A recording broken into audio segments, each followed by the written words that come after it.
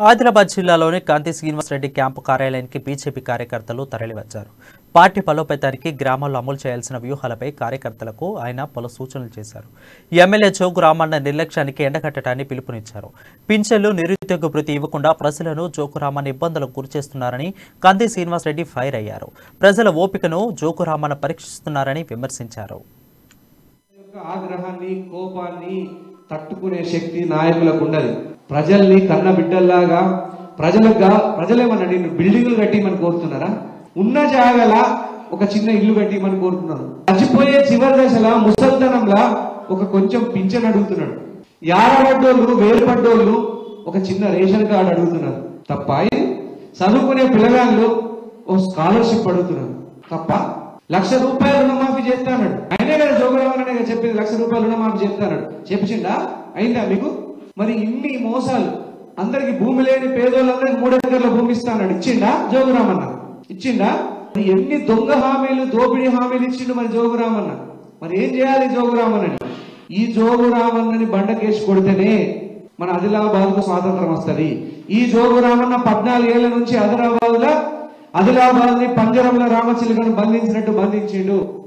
అయితేనే ఈ జోగురామన్నని బండకేసి కొడితేనే, చిత్తుగా ఓడించి ఇంట్లో కూర్చోబెడితేనే ఈ జోగురామన్నకి బుద్ధి వస్తుంది.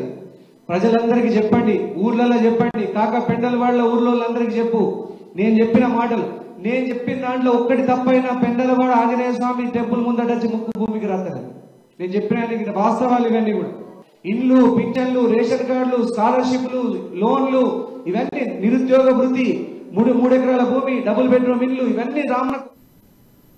తనకు కులాల పట్టింపు లేదని, అన్ని కులాల్లో తాను ఉంటానని కంది శ్రీనివాసరెడ్డి చెప్పారు. ఆదిలాబాద్ అభివృద్ధిని మాత్రమే పట్టించుకుంటానని కంది శ్రీనివాసరెడ్డి స్పష్టం చేశారు. ఆదిలాబాద్ అభివృద్ధి కోసం ఏదైనా చేస్తానని వివరించారు. ఒకటే, కంది శ్రీనివాసరెడ్డికి కులాల పట్టింపు లేదు, కంది శ్రీనివాసరెడ్డికి మతాల పట్టింపు లేదు, కంది శ్రీనివాసరెడ్డికి ఎవరి పట్టింపు లేదు. ఆదిలాబాద్ ప్రజలే కంది శ్రీనివాసరెడ్డి పట్టింపు. ఆదిలాబాద్ ప్రజల కోసమే కంది శ్రీనివాసరెడ్డి ఉంటాడు. నాకు కులాల పట్టింపు లేదు, మతాల పట్టింపు లేదు, మత పిచ్చి లేదు, కుల పిచ్చి లేదు. ఆదిలాబాద్ డెవలప్మెంట్ ఒక్కడే నా కంది శ్రీనివాసరెడ్డికి ఉన్నటువంటి పిచ్చి. ఆదిలాబాద్ ప్రజల కోసమే కంది శ్రీనివాసరెడ్డి కష్టపడతాడని చెప్పండి. ఎవరు అడ్డ వచ్చినా, ఎవరు మనల్ని ఆపాలనుకున్నా, కంది శ్రీనివాసరెడ్డి ఉన్నంత వరకు ఆదిలాబాద్ కు శ్రీరామ రక్షణ చెప్పండి. అయితేనే మన ఆదిలాబాద్ ని డెవలప్మెంట్ చేసుకునేటువంటి సువర్ణ అవకాశం మనకు దక్కుతుంది. మనం అన్ని కులాలేని, అన్ని మతాలేని కలుపుకోవాలా.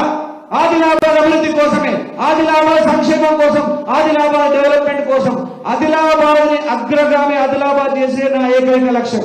నాకు ఏ కులాల